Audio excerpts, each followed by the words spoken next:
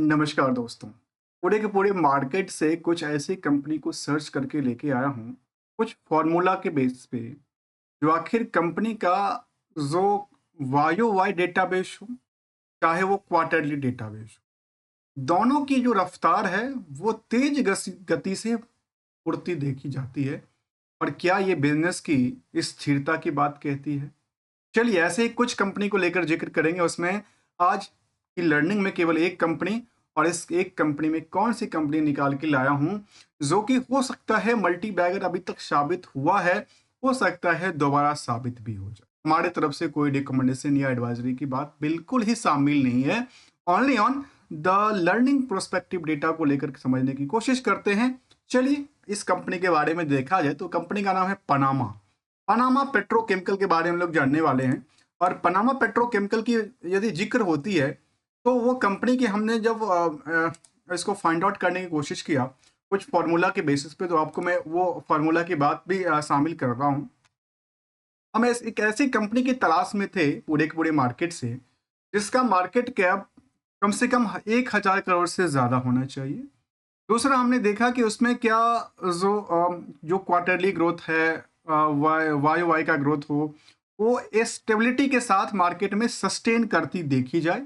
और तीसरी सिचुएशन हमने लिया कि उसमें कम से कम यदि हम बात किया जाए तो कह सकते हैं जो प्राइस टू अर्निंग है वो 20 मल्टीपल से ज़्यादा ना हो, अर्थात आज के टाइम में थोड़ा सस्ता भी देखने को मिले मार्केट उतार चढ़ाव के बाद।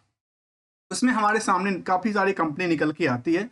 हमने देखा कि एक पनामा पेट्रोकेमिकल कंपनी है, जिसकी जो है पेट्रोकेमिकल की बात कर रहे हैं, जिसमें ये देखा जा सकता है कि इनमें जो वायु वाई का ग्रोथ था और क्वार्टर ऑन क्वार्टर का ग्रोथ था वो काफ़ी बेटर। उसको एक झलक हम समझने की कोशिश करते हैं, फिर हम डायरेक्टली उस पर समझने की कोशिश करेंगे आखिर कंपनी के कारोबार कैसा काम करती है, कारोबार से क्या फाइनेंशियल जो सिचुएशन है वो लगातार बेटर है, क्या जो डेटर्स रेशियो है वो काफ़ी ज़्यादा तो नहीं है मार्केट को लेकर के। तो ये आंकड़ा देती है कि मार्केट की जो कैप है कंपनी का करीब करीब करीब कह सकते हैं कि 2200 करोड़ के आसपास जिक्र करता है। यदि इस कंपनी की हम बात कर रहे थे वाई वाई ग्रोथ को लेकर के और क्यूआर क्यू ग्रोथ को लेकर के, तो ये जिक्र करता है इस कंपनी का, और वो ये जिक्र करता है कि यहाँ पे क्वार्टर वायो वाई की डेटाबेस के मुताबिक जो सेल्स में ग्रोथ लेवल था वो करीब करीब 42% तक रहा। तो वहीं पे प्रॉफिट को लेकर देखा जाए तो भी करीब करीब 17% से ज्यादा ग्रोथ लेवल बना हुआ है। यदि हम क्वार्टर ऑन क्वार्टर डेटा को देखते हैं तो सेल्स में करीब करीब देखा जाए तो 17% के सॉरी 4% की ग्रोथ लेवल रही है। तो प्रॉफिट को लेकर यदि देखा जाए तो करीब 10% के आसपास स्टेबिलिटी की बात कहती है।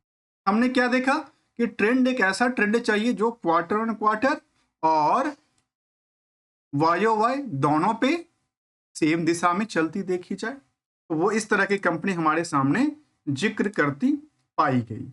और इस कंपनी की जब हमने चर्चा किया तो इसका मार्केट में देखा गया कि बुक वैल्यू के बारे में मार्केट की जो रेस थी वो आज के टाइम में 191% की फ्लाइंग जोन में देखने को मिलता है, जबकि इंट्रिंसिक वैल्यू के मुताबिक देखा जाए तो मार्केट आज अंडर वैल्यूड की श्रेणी में जिक्र करता है।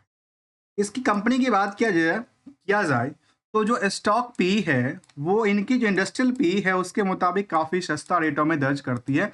इसको अंडर वैल्यूड की कैटेगरी में रख सकते हैं, अंडर विटेसी कैटेगरी में रख सकते हैं। यदि आप हायर से लोअर प्राइस की बात क्या करें इसकी, तो ऑलमोस्ट कह सकते हैं कि नियरली 25 से 30% की गिरावट रही है from the top of the period से। जहां आरओसी की आंकड़ा में करीब 18 से 24% के आसपास है। प्रमोटर का कंट्रोल कंपनी में अच्छी खासी है। जहां नेट इनकम मार्जिन काफी कम है। कंपैरिजन भी करेंगे जो आखिर क्या इंडस्ट्रियल की जो बाकी कंपनियां हैं क्या वहां भी सेम ही रहा है या कुछ और आंकड़ा लेके आई है, क्योंकि यहाँ नेट इनकम मार्जिन करीब 7% के आसपास दर्ज करती है। क्या दूसरे कंपनी में कैसा रहा है उसको भी एक झलक देखने की कोशिश करेंगे।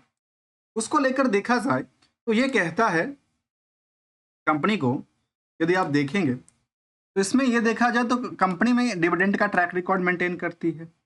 डेट टू इक्विटी बिल्कुल जीरो है, एक फ्री कह सकते हैं डेट्स फ्री कंपनी है। जहां हमने देखा कि इनका जो ट्रेंड रहा वो आप वाई के मुताबिक देखें या क्यू और क्यू के मुताबिक देखें। जो सेल्स का आधार था बेटर रहा। प्रॉफिटेबिलिटी ऑपरेटिंग प्रॉफिट मार्जिन में थोड़ा सा डाउन ट्रेंड देखने को मिला है, करीब 200 बेसिस पॉइंट के आसपास। लेकिन वहीं पे यदि प्रॉफिट नंबर की चर्चा करें तो भी दोनों में स्थिरता बना के रखी है। कहाँ से? क्यू और क्यू और वाई वाई को लेकर के। तो रेगुलर यदि हम कंपाउंड डेटा को देखें तो सेल्स लगातार बढ़ती नजरिया देखती मिलता है, प्रॉफिट भी बढ़ती जा रही है। स्टॉक प्राइस सीजीआर में ऑन एवरेज 9% तक की रिटर्न क्रिएट कर रही है। तो रिटर्न ऑन इक्विटी करीब करीब एवरेज 20% के आसपास रख लेते हैं। लेकिन क्या इसमें निवेशकों का इंटरेस्ट कैसा रहा? पीयर्स के मुताबिक कैसा कम परफॉर्मेंस कर रहा है? तो देखा जाए यदि पीयर्स के मुताबिक किसको परफॉर्मेंस लेवल को देखने की कोशिश करेंगे, जहां पे सुप्रीम पेट्रोकेमिकल्स हो, चाहे वो स्टाइनिक्स परफ्यूम्स हो, सविता वाइल्ड टेक हो, वैशाली इंजीनियरिंग्स हो, CDW और DCW जैसे कंपनी शामिल है। तो इसमें पनामा पेट्रोकेमिकल की बात करें तो पी रेशियो के मुताबिक काफी सस्ता है, बुक वैल्यू के मुताबिक काफी सस्ता है, प्राइस टू अर्निंग के मुताबिक प्राइस टू इंटरेस्टिंग वैल्यू के मुताबिक काफ़ी सस्ता दिखता है। जहां क्वार्टरली रिजल्ट हमने देखा, चाहे वो वाई वाई की बेसिस पे था, चाहे वो क्यू और क्यू के बेसिस पे था। यदि हमने इनको हायर से लोअर की पोजीशन देखा तो मार्केट में करीब करीब कह सकते हैं 25 से 30% की आजकल डिस्काउंट है। और बाकी कंपनियों के आगे जहां ऑन एवरेज 5% की सेविंग कर रही है, तो वहां पे जो पनामा पेट्रोकेमिकल है वो करीब 7%, तो बाकी कुछ कंपनियां इससे ज्यादा भी कर रही है। इसमें अच्छी बात क्या निकल के आई? आप यदि ये बात कहते हैं कि इसमें आखिर स्थिरता के बात क्या है? स्थिरता की बात यह है जो कंपनी वायो वाई चाहे क्वार्टर ऑन क्वार्टर दोनों तरफ से वो ग्रोथ लेवल बना के रखी हुई। यदि इसको कुछ और पहलू की तरफ देखें, जहां निवेशकों के इंटरेस्ट हमने देखा कि कंपनी करीब करीब 25 से 26 हजार निवेशक हैं। और दिलचस्पी की बात यह है इस कंपनी में, तो इसमें दो बड़े निवेशक हैं।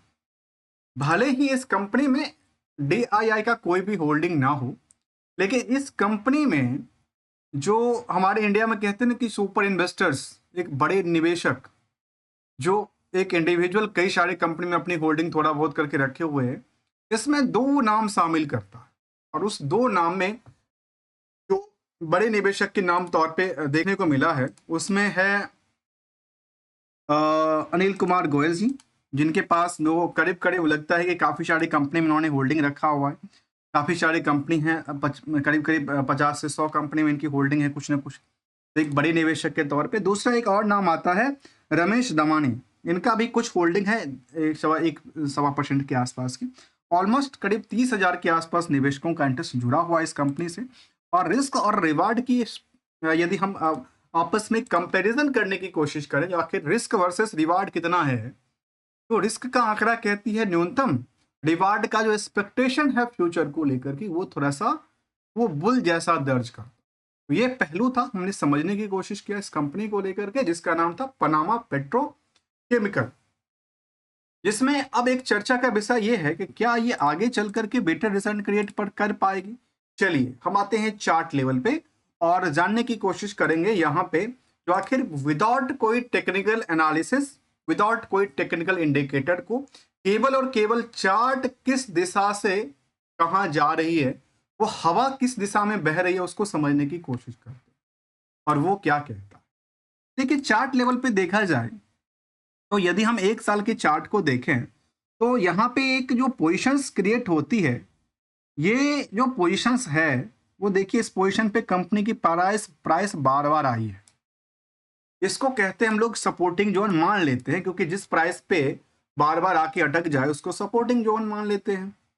और जिस प्राइस पे जाकर बार बार अटक जाए ऊपरी लेवल पे तो उसको हम रेजिस्टेंस मानते हैं। तो फिलहाल के लिए सिचुएशन की बात किया जाए तो यहाँ पे क्या दर्ज करती देखी गई, इनके लिए मार्केट में रेस शामिल करता है इस पोजीशन के आसपास, जबकि ये सपोर्टिंग जोन था। इसके मुताबिक मार्केट की नेक्स्ट टारगेट हो सकता है इस पोजीशन के आसपास, क्योंकि इससे पहले भी इन्होंने इस आसपास जाकर अटकी रही थी। तो हम कोई टारगेट की बात बिल्कुल नहीं कर रहे हैं, एक विदाउट कोई मैंने इंडिकेटर को एक हवा की समझने की कोशिश किया कि हवा किस दिशा में बह रही है। और दो सवाल अक्सर होता है एक आम समझने के लिए, जहाँ पे कहते हैं कि टारगेट क्या है, एसएल क्या है, तो क्वेरी होती है अक्सर, मैं उसका भी रिप्लाई लेके आता हूँ हमेशा।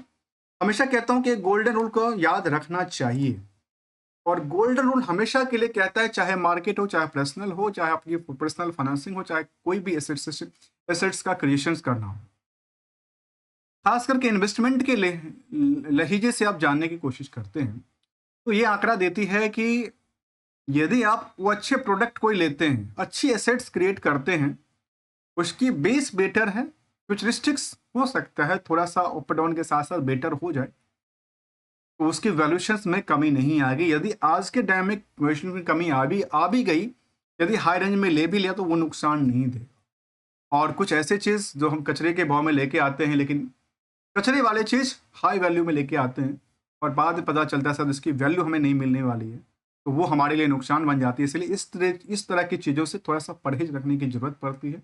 इसीलिए जब भी लें, कुछ भी एसेट्स करते हैं ना, भले स्टॉक हो, भले शेयर हो, या कोई एसेट्स हो, उसको जान परख और समझ के ही लेना चाहिए या ना लेना चाहिए। एक खुद की डिसीजन होती है, इसमें हमारे साइड से कोई भी ऐसा नहीं कि रिकमेंडेशन है कि आप इसको ले लो, आपके लिए मल्टी बैगर बनेगा जी, नहीं जी।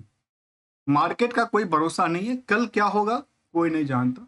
हाँ, ये जानते हैं कि जैसे हमारी महंगाई दिन बाय दिन बढ़ रही है, तो शायद धीरे धीरे मार्केट भी बढ़ेगा, जिनका डिमांड है, जो डिमांडेबल चीज़ें हैं, उसको डिमांड के हिसाब से बढ़ सकती है। मिलेंगे कुछ नई पॉइंट के साथ, तब तक के लिए थैंक्स फॉर द ज्वाइनिंग।